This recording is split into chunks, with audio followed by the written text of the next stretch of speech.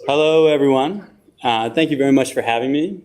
Today, I'm going to discuss the topic of developing developers, and I'll warn you right off the bat, this is not a tech demo. I think technology is amazing, particularly when it can show me things like what a guinea pig looks like wearing VR. But this is actually a discussion about the people who are behind technology, and particularly a problem that I think a lot of you can relate to, which is the current talent deficit that exists within Australia. So the CEO of our company, ARC, which is a consultancy in Melbourne, named Tristan Sternson, wrote this article last month called Stop the Blame Game on the Skill Shortage. And essentially, its premise was that we're all fighting over these mid-level developers who exist, but highly competed over. And so we need to step up and start to train our own juniors. And the real takeaways from this article were, first, that there are 150,000 new technology workers needed in Australia by 2025, which is only 3 years away. And right now, the universities are only producing 7,000 graduates a year with IT background. I apologize now, but we're going to do some quick maths. 7,000, 3 years is 21,000 of this 150,000 problem. I don't know last time you guys were at university, but a 14% is a failing grade.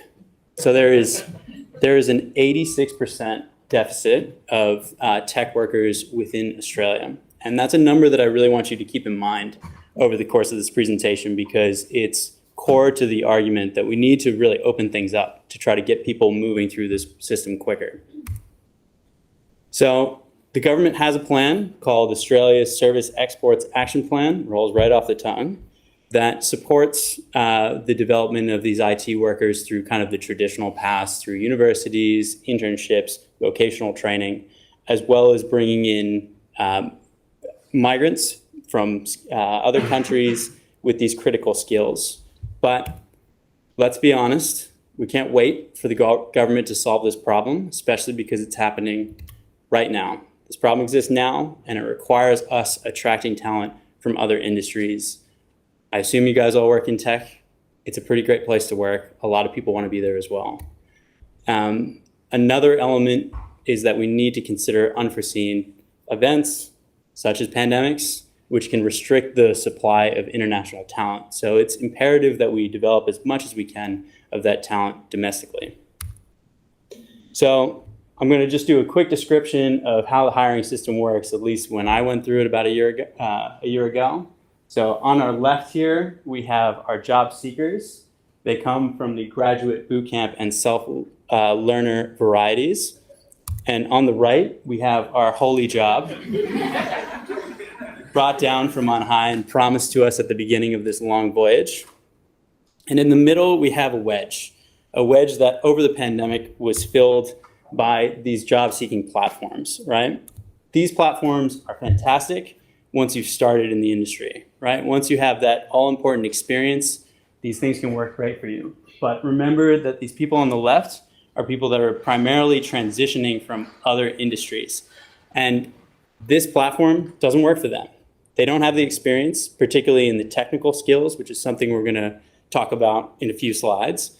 But they don't have the technical skills, and they do come with experience, but they run into this problem of these platforms preventing them from taking the next step forward in their careers, even if that's something that they've committed to doing. So how should the hiring system work? I'm going to come right out and say, I don't know. I have ideas for how this should work. And the main ones are making these sort of group meetups much more collaborative and part of that experience. I've been told that's how the system worked prior to COVID. And I think we can get back there again.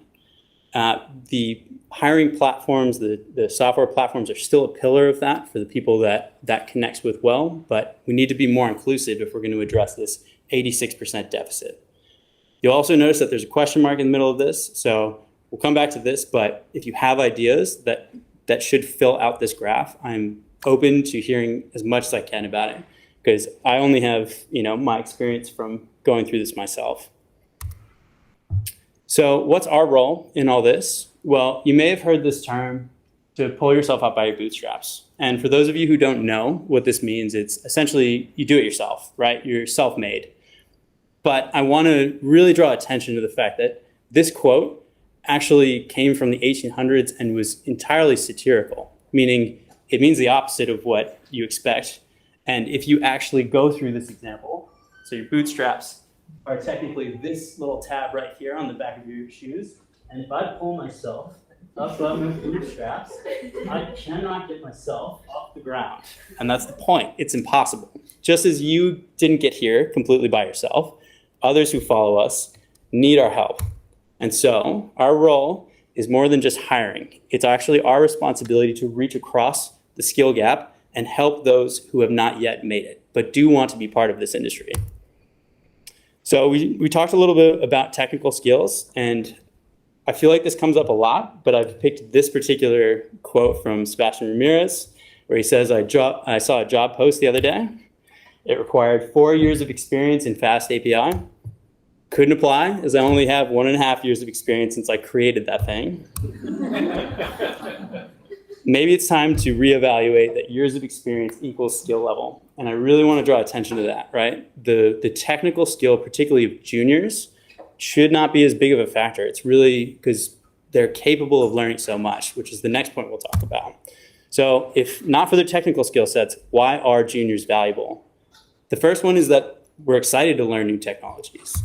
Pick any of these logos. I'm sure that people here would love to hire people with skill sets already in those. But you're going to be fighting with everybody else in the industry right now to, again, with this 14% that are actually covered. You're going to be fighting with all of those to get those engineers, whereas you can develop them yourself. And people can turn around quite quickly. I came from a web development background, and within 6 months, I was a productive Android engineer. The second reason is that we make the workplace more fun. Since I started ARC, we've been having a lot of social events of all different calibers, and I find it's very valuable to not only the people working there, but it's also extremely valuable to the business. Second to revenue, in my opinion, I think employee retention is the leading indicator of how healthy a business is. And having young, interesting, excited people as part of your workplace is a great way to get people to stay. We also bring new ideas. The company I was working at before, I tried to introduce a mentorship program, and it got stonewalled. So I've been very excited to be able to introduce that now where I work. And then finally, we have friends, and friends that are young, and they hear about how great jobs in technology are, and they want to come over as well. So success stories, we'll talk about a few examples. This is going to sound narcissistic, but I'm going to put myself as a success story. But I'm also going to put a big asterisk next to that, because it took me 12 months from the point of finishing my boot camp to actually landing a permanent role, right? And that was not a good feeling. It sucked, and it's something I don't want to happen to other people. So it is really important that we help to speed up this process so that other people that we work with, all these other juniors that have come up with us, are also experiencing that success. And if we offer them that opportunity, they can take advantage of it. So getting into the nitty gritty, again, we're a consultancy, but this applies to a traditional product-based firm as well. But getting the business on board, in our case it's clients, is really a two-step thesis in my opinion. The first one is that talent deficit is an industry problem that starts with client demand or starts with leadership. And the second one is good clients or good leaders understand the value of longevity in partnerships. So these two concepts combined, we can leverage that relationship between client demand and the longevity that comes from creating good engineers to build teams that are focused around juniors. They're built with juniors at the core, rather than having this system where we kind of append juniors on after the fact and treat them as if they're almost burdensome. If we develop teams from the ground up with juniors as part of that system, we can avoid this entire problem. So what can you guys do to help me? Again, it's a two-point system. The first one is to help us build a policy for clients.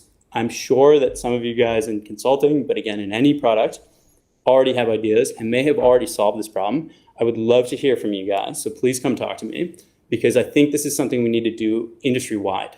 If we're going to address this 86%, we have to have some generalized policy to present to clients to say, this is how we do things.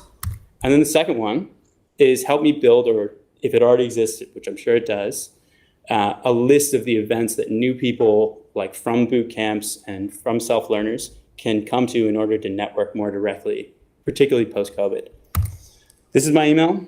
If you guys want to contact me, feel free. Also, I'm on the GDG Slack, so you can reach out there. And then finally, special thanks to Katie for encouraging me to do this, Susie for all the help getting this organized, Swenny for the mentorship, Luan for hiring me in the first place, Jess for her research assistance, and Shivani for being the best tech lead. And that's it. So,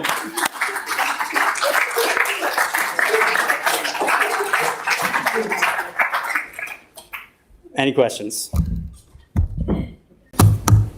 Where'd the 150,000 come from? We can jump back, but it was from the Australian Financial Review. Apparently that's the number. How long ago?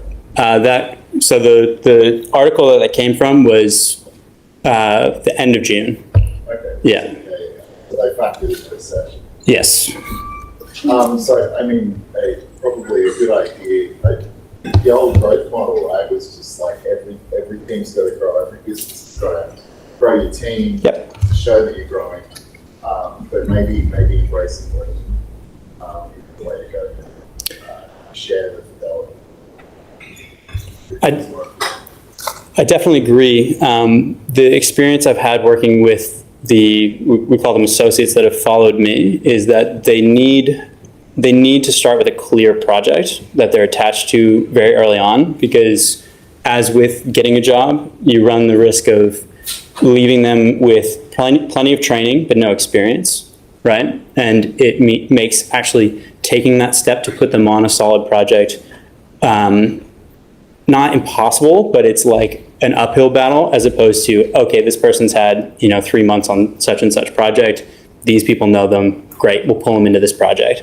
So it needs to be a bit, I agree with the Agile methodology, but just having them have a structured introduction to the company, I think, is important too. Yeah. Have you addressed the issue about autistic folk? Because to me, there's a big gap here. There's a lot of people, like me, went to university because thought it was going to be a subject. Wonderful. Yeah. But when you get out of university, after your first job, just you manage to get thrown into a job. Yeah. Getting the second one, the first one's fine. Yeah. It's the second one. It's a bit like parachuting. First one's fine, but second one, you're thinking, how did I do the first one? Yeah. So the social aspect, and you mentioned a lot of things about social things, and it's a bit like this, Yep. meeting or whatever. Yep. But one of the basic things that you may or may not know, and other people may or may not know, is it takes a bit of a warming up for people with autism to actually get to feel comfortable to actually reach in, Sure. do it. Yep. Yeah? And there's a lot of people that aren't diagnosed. I've only been diagnosed 5-6 years. Yep. And it's my trajectory, it looked ragged for a while, and all sorts of people were giving me all sorts of reasons why it wasn't working. Yep. I love tech, it's fine. Yeah. Yeah? Yep. But doing interviews, when we used to do interviews, yeah, they throw things at you and you think, oh, give me a laptop and I'll show you. Yeah. Yeah? So I developed a technique of show and tell, because I like doing stuff on my own, because that's me on my own. So you then go and have a little project behind your back, you go and show somebody, and it works in the way of, oh, that's interesting. Oh, that's really good. Oh, I didn't know you could do that. Can you come and work for me? And Yeah. that's worked so many times. Yeah. That's so many times. Yeah. In planes, trains, and in exhibitions where I just really want to show my stuff. Yep. A bit like a 5-year-old. Come and look, Dad, whatever. Yep. And they say, I can really do this. Can you work for me? Yeah. And I've had people say, and in one conference, 2 people at the same time, and I think, now I have to decide. Yeah. It's a good problem to have. There we go. It's a good problem to have. So I won't speak for him, but I had sort of the same issue from potentially a different lens Right. of, like, particularly over the pandemic. Yep. I find that my best self is in front of people, being able to talk to them, and getting this stone wall of applying for jobs online and just not hearing back, right? Exceptionally frustrating situation to be in. And that's what I want to try to introduce to the industry now is, now that we're past COVID, more or less, it's time to start reintroducing those opportunities for people rather than to just come and do an interview, to start meeting people in the industry, because that gives you not only the opportunity to network and potentially find jobs, but also meet people who are hiring and say, look, this is more of who I am. It's not just you sat me down for 2 hours and ran me through a bunch of tests. I do want to work in that area, so I'd love to talk to you. Yeah, please. Yeah.